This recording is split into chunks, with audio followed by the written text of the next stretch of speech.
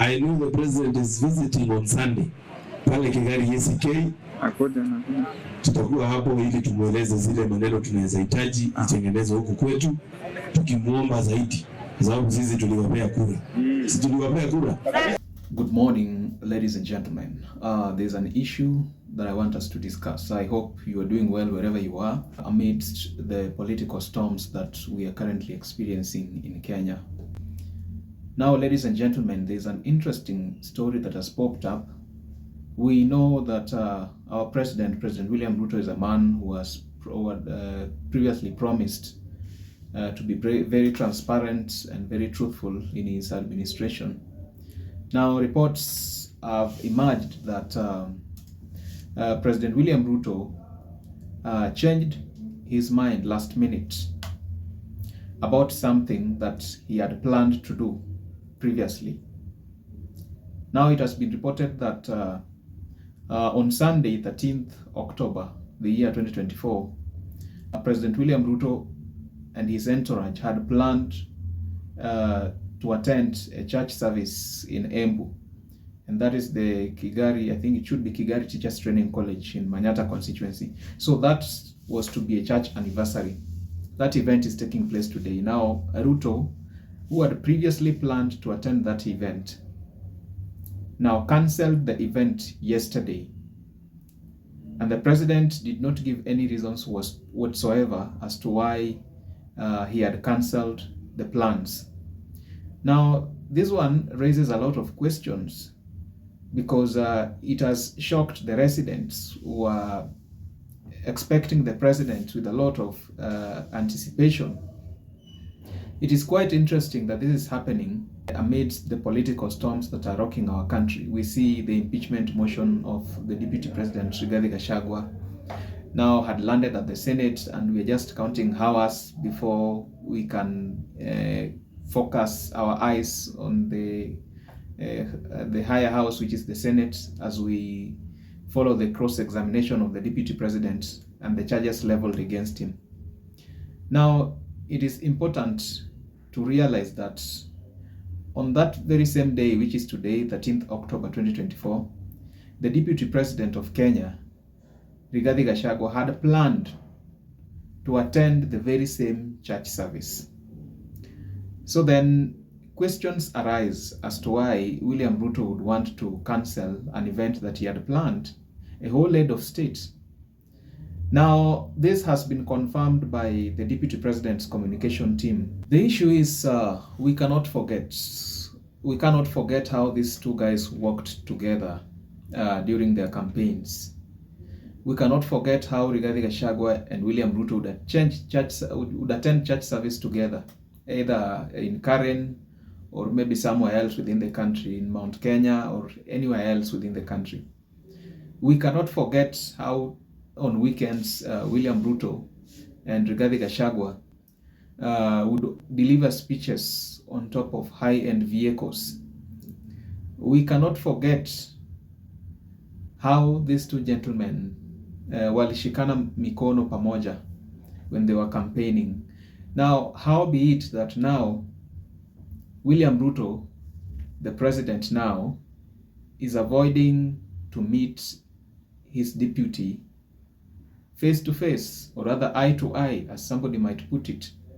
Remember, if President Ruto had not cancelled the event, this event that was to occur on 13th of October in Embu, this would present an opportunity for William Ruto to meet Rigathi Gachagua, who is his deputy.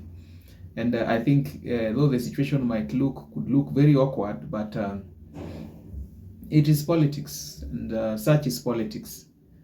So then the question arises, why is it that Ruto does not want to answer questions about Rigathi's impeachment?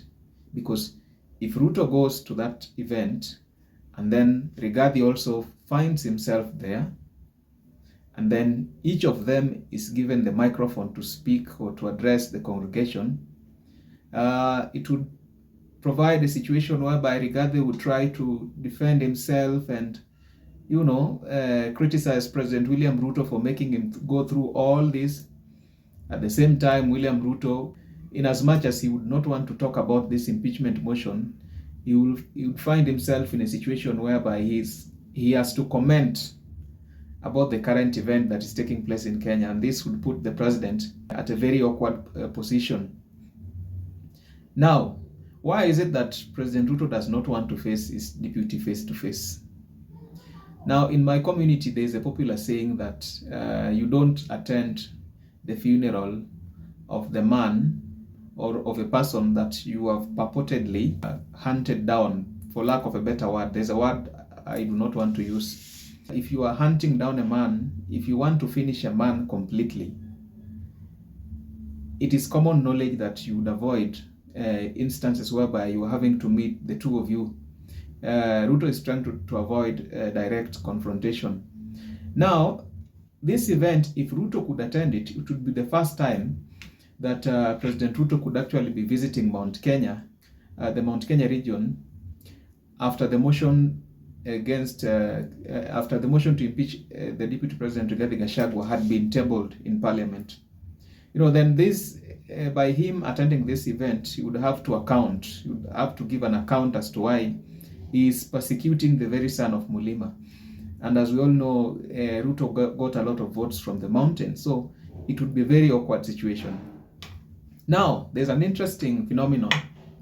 The other time we saw Governor Susan Kihika, who is one of the foot soldiers of the UDA party, one of the foot soldiers of William Ruto in the Rift Valley region. Governor Susan Kihika was heckled in Nakuru County when he was attending the burial of there's this MP who lost her brother, the Bahati constituency MP who lost her brother. So Susan Kihika was heckled during that time when he stood up to read the speech of His Excellency the President. So this again showed us how unsatisfied the Mulima people, let's say generally how unsatisfied Kenyans are about with William Ruto's administration. We also saw in Kinangop not so long ago when the Member of Parliament for Kinangop, Mr. Kwenye Dhuku, was heckled at an entertainment joint. The reason? His association with the government of President William Ruto.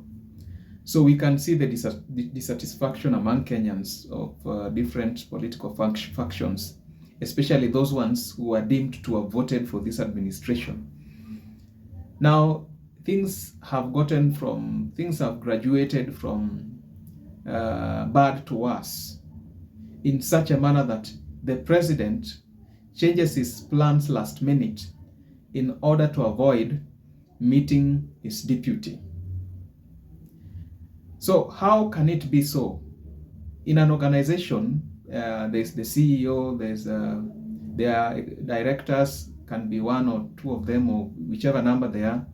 So how can it be that the CEO does not want to meet his directors? How can this be possible? This is how politics can become. If we don't take care of what we speak, if we care little about what we speak and how we speak it, this is how messy it can become. Let me know what you think in the comment section below. But personally, I feel that at this point, William Ruto can do nothing to rescue his junior, or rather to rescue his deputy, Rigathi Gachagua. Even if there was anything that he could do, I think now it's too late. So I think the law should just take its course, and this matter should be led to be discussed by the Senate and cross-examined until it reaches its very conclusion. Let me know what you think in the comment section below.